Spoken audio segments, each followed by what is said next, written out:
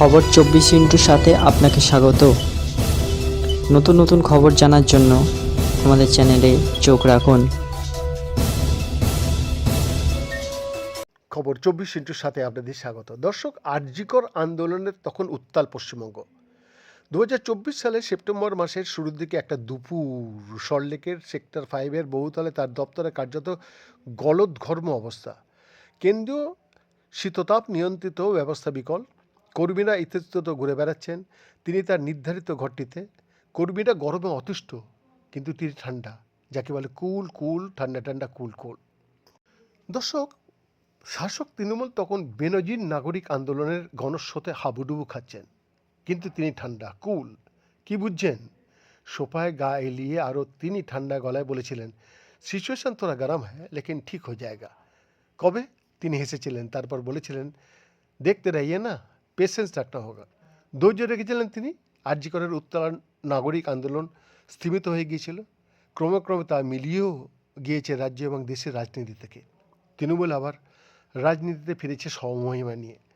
বরফে চাপিয়ে রাখার মতো ঠান্ডা মাথায় দীর্ঘ এবং সুঠাম চেয়ারের সেই যুবকের নাম হচ্ছে প্রতীক জৈন।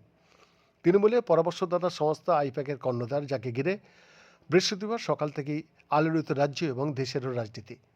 কয়লা কেলেঙ্কারি সংক্রান্ত দিল্লির একটা পুরনো মামলায় প্রতীকের কলকাতার লাউডান স্ট্রিটের বাড়ি এবং সল্টলেক সেক্টর 5-এ তার দপ্তরে হানা দিয়েছিল কেন্দ্রীয় তদন্তকারী সংস্থা এনফোর্সমেন্ট ডিরেক্টরেটের দল। দুটি দল, একটা নয়। খবর পেয়ে দুই জায়গাতেই পৌঁছেছেন মুখ্যমন্ত্রী তথা তৃণমূলের সর্বময় নেত্রী মমতা বন্দ্যোপাধ্যায় স্বয়ং। কে এই বছর 36-এর যুবক? কীভাবে তিনি আইপ্যাকের কর্ণধার হলেন? কোন পদে তার এমন উল্কা সদৃশ্য উত্থান, যার সম্পর্কে মমতা বলছেন, প্রতীক আমার পার্টির ইনচার্জ। আরজিকর আন্দোলন যখন তৃণমূলের অনেক রথী মহারথীদের ঘাম ছুটিয়ে দিয়েছিল, তখন প্রতীক ধৈর্যের কথা বলেছিলেন। 13 বছর আগে আরও তরুণ এবং নবীন প্রতীক ধৈর্যের পাঠ দিয়েছিলেন খোদ নরেন্দ্র মোদীকে, আজকের প্রধানমন্ত্রী। তখন অবশ্য নরেন্দ্র মোদী প্রধানমন্ত্রী নন, গুজরাটের মুখ্যমন্ত্রী। 2014 সালে মোদীর প্রথম প্রধানমন্ত্রী হওয়ার নির্বাচনে তার পরামর্শদাতা দলের অন্যতম মুখ ছিলেন প্রশান্ত কিশোর, আর প্রতীক প্রশান্তের ছায়ের সঙ্গী।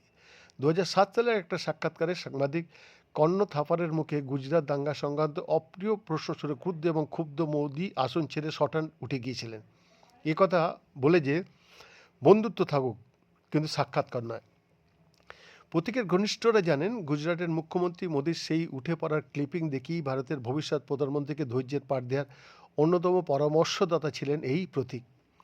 2014 সালে লোকসভা ভোটের আগে 2013 সালে মোট 17 বার বিজেপির প্রধানমন্ত্রী মুখ মোদীকে ওই অংশের ফুটেজ দেখিয়ে এবং দর্শকদের মনে তার সেই শরীরী ভাষার নেতিবাচক প্রভাব বুঝিয়ে সহনশীলতার পাঠ দেওয়া হয়েছিল, যার পুরোধা ছিলেন প্রতীক জৈন। প্রতীক নিজে অবশ্য সে কথা কখনো মুখ ফুটে বলেননি, কিন্তু আইপ্যাকের দায়িত্বভার পিকের হাত থেকে মসৃণভাবে পিজে বা প্রতীক জৈনের হাতে যাওয়ায় কারোর বুঝতে অসুবিধা হয়নি যে দ্বিতীয় প্রজন্মের এলএম প্রমাণিত। পশ্চিমবঙ্গের শাসক তৃণমূলের নীতি নির্ধারণ, সংগঠন পরিচালনা, এমনকি সরকারি কর্মসূচির নকশা আঁকার ক্ষেত্রেও নির্ণায়ক ভূমিকা নিচ্ছেন তিনি। তৃণমূলকে 2024 সালের লোকসভা নির্বাচনের বৈতরণী পার করাতে মেঘনাথের ভূমিকা নিয়েছিলেন তিনি। বৈদ্যনাথ দাসের রিপোর্ট, খবর 24 সাল।